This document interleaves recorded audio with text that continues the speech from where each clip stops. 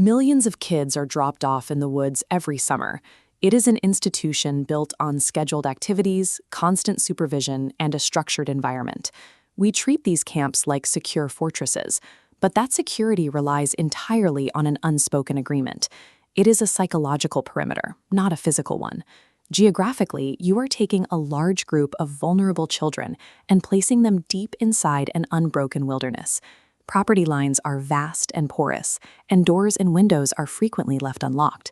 We accept this arrangement because the perceived risk is low, but that equation falls apart the moment a genuine physical threat crosses the tree line. The safety we associate with summer camp is a fragile illusion. It shatters the moment the wilderness stops following the rules. Consider a camp layout from the summer of 2019. It bypassed the standard open-air bunks for a house-style cabin, designed to mimic a college dorm. It featured a locked front door, 3 bedrooms containing 12 teenagers, and a live-in counselor in his early 20s. When one of the campers reported hearing heavy footsteps pacing outside his bedroom door for 2 consecutive nights, the counselor applied standard adult logic. He assumed it was just another kid playing a prank and dismissed it. That logic failed at 1 a.m. Several teenagers woke up screaming. Standing in their dark room, physically obstructing the closet doorway, was a massive, shadowy figure breathing heavily. When one of the campers tried to approach it, the figure bolted. Hearing the screams, the counselor stepped into the hallway. Standing by an open window was a dark silhouette. Its head nearly scraped the top of the doorframe. Instead of attacking, the towering figure paused, breathed heavily, and quietly stepped out through the window into the night. The police scoured the surrounding woods, but found nothing. They couldn't identify the intruder based on a vague description of a tall shadow, and they couldn't explain why this figure had spent multiple nights targeting that one specific room of children. The counselor was sleeping less than 30 feet away from the kids, behind a locked door. He couldn't stop the breach, and he had no idea what was in his cabin. The baseline promise that adult supervision equals safety completely failed.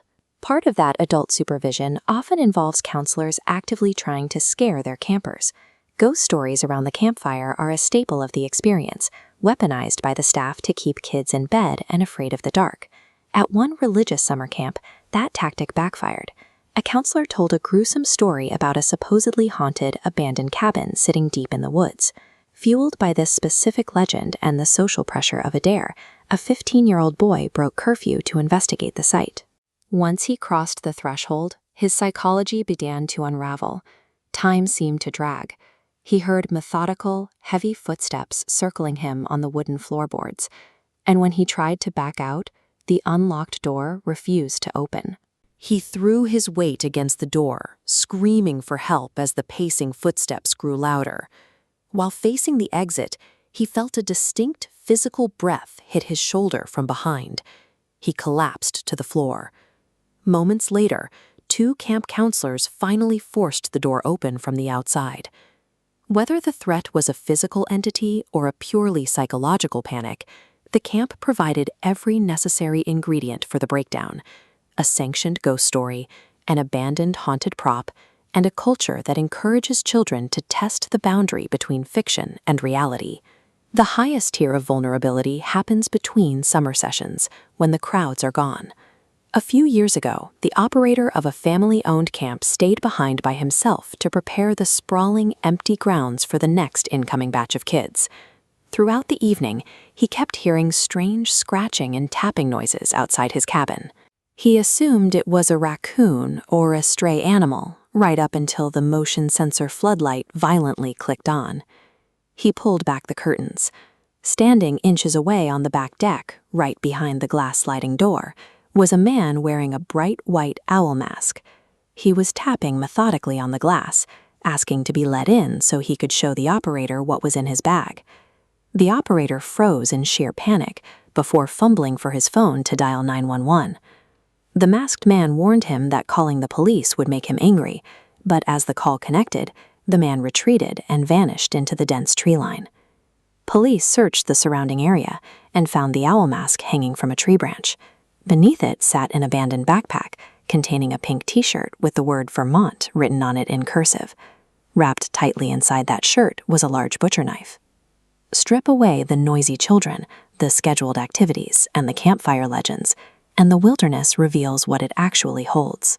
When a camp is empty, the remaining threat is starkly human, targeted, and deadly. Faced with the reality of an unidentified man with a butcher knife roaming their property, the camp operators quietly canceled the entire next session to prevent a potential tragedy.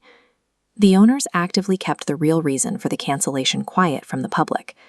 Concerned that the knowledge of a masked predator would end the business, they pulled strings to ensure the details of the intrusion stayed out of the headlines and away from parents. Behind the scenes, they hired off-duty cops and finally locked the dozens of windows across the property that had previously been left wide open. They patched their physical vulnerabilities in complete silence. The camp still operates today. The operator who came face-to-face with the Owlman still works there, living in a permanent state of paranoia, waiting for the night the tapping on the glass returns. The ultimate terror of the summer camp model lies in this deception. The system is designed to sell an image of safety, even when the people in charge are hiding evidence of a butcher knife found just beyond the cabins.